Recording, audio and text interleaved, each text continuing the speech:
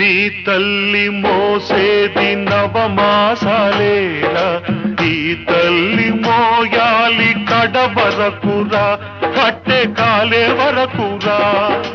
ఆ రుణం తల కొరివితో తీరేనురా, ఈ రుణం ఏ రూపాన తీరేదిరా. ఆ రూపమే ఈ జవానురా, త్యాగానికి మరో రూపు నువ్వురా.